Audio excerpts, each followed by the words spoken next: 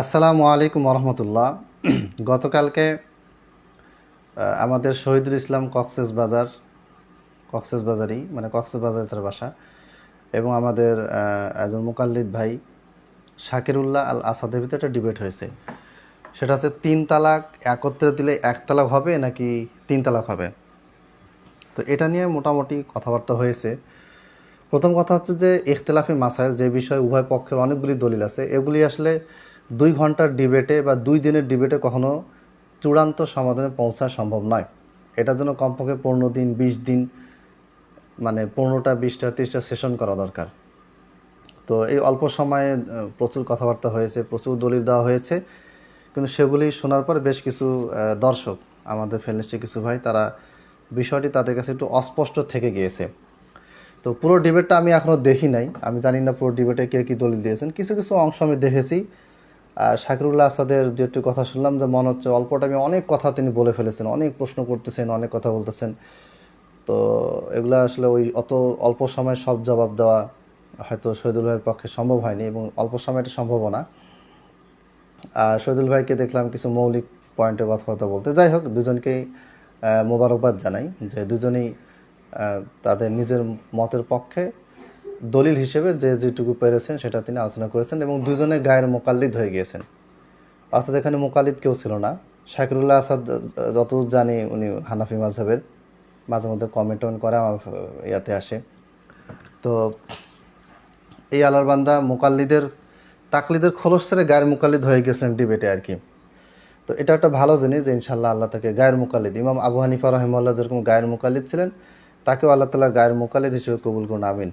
আচ্ছা, 3 তালাক একত্রে দিলে কয় তালাক হয়, এটা নিয়ে আমরা রাসূলুল্লাহ সাল্লাল্লাহু আলাইহি ওয়াসাল্লামের জামানা থেকে শুরু করে পরবর্তীতে ইমাম মুহাদ্দিস মুফাসসির মানে মুজতাহিদ ইমাম যারা ছিলেন, তাদের কথাগুলি আমরা ধারাবাহিকভাবে আলোচনা করব ইনশাআল্লাহ। 1 নম্বর দলিল, যেটা সহিহ মুসলিমে আছে, হাদিস নাম্বার 1472। হাদিস নাম্বার কম বেশি হতে পারে যে কোনো প্রকাশনী ভেদে। হাদিসটা ইমাম মুসলিম রাহিমাহুল্লাহ বর্ণনা করেছেন। ইমাম মুসলিম রাহিমাহুল্লাহ মারা গেছেন 261 হিজরিতে।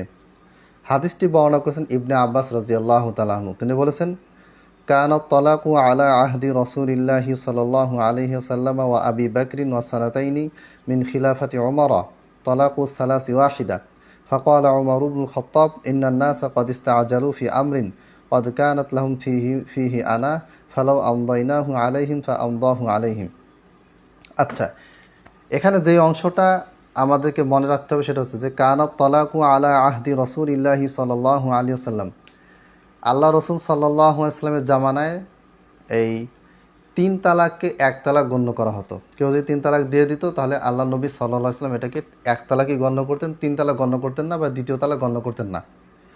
একাধিক তালাক হিসেবে গণ্য হতো না, 3 তালাক হিসেবে এটা গণ্য হতো না। আবু বকর রাদিয়াল্লাহু তাআলা আনহুর জামানাতে কেউ যদি 3 তালাক দিত, এটাকে 1 তালাক হিসেবে গণ্য করা হতো, 3 তালাক হিসেবে গণ্য করা হতো না। ওমর রাদিয়াল্লাহু তাআলা আনহুর পুরো খেলাফতের সময় 3 তালাককে 1 তালাকই গণ্য করা হতো, 3 তালাক গণ্য করা হতো না শারঈ দৃষ্টিকোণ থেকে।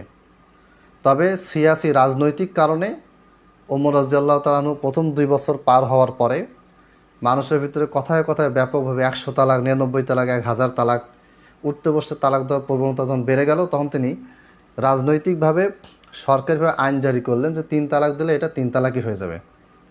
তার মানে ওমর রাদিয়াল্লাহু তাআলা আনহুর সময়ও শরীয়তের দৃষ্টিকোণ থেকে শরঈ বিধান হিসেবে 3 তালাক 1 তালাকই ছিল, 3 তালাক 3 তালাক ছিল না।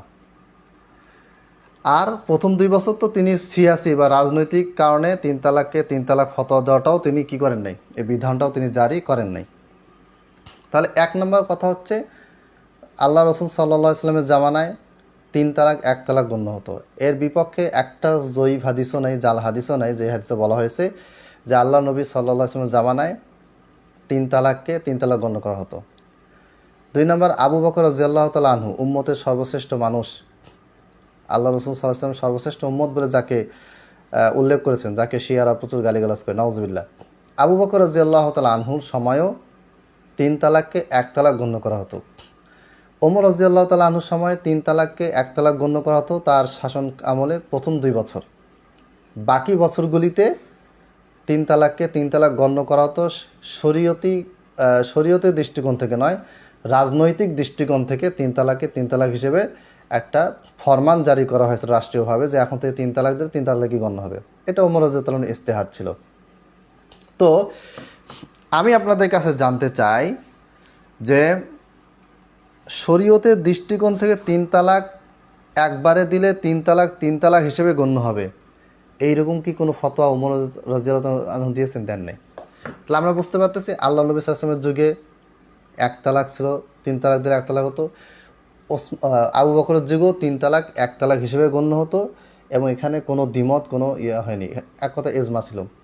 ওমর রাদিয়াল্লাহু তাআলা আনহুর পুরো খেলাফতের সময়ও তিন তালাক এক তালাক হিসেবে গণ্য হতো শরীয়তের দৃষ্টিকোণ থেকে। তবে রাজনৈতিক কারণে তিনি তিন তালাক গণ্য করতেন প্রথম 2 বছর পার হওয়ার পরে।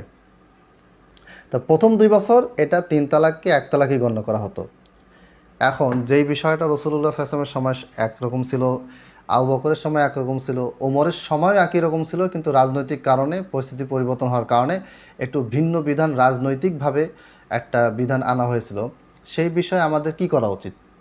অবশ্যই সেটা করা উচিত যেটা রাসূলুল্লাহ সাল্লাল্লাহু আলাইহি ওয়াসাল্লামের সময় হয়েছিল। এবং কোরআনে আয়াত রয়েছে যে ফাইন তানাযাআতুম ফি শাইইন ফারুদ্দুহু ইলাল্লাহি ওয়ার রাসূল। কোনো বিষয়ে যদি বিতর্ক তৈরি হয়, সমাধান না হয়, কী হও? আল্লাহ এবং তার রাসূলের দিকে ফিরে যাও।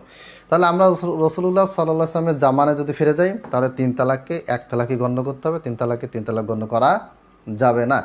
আজকে আমাদের প্রথম পর্ব এখানে শেষ। ইনশাআল্লাহ আমরা বাকি পর্ব পরে আলোচনা করবো। আসসালামু আলাইকুম ওয়া রাহমাতুল্লাহ।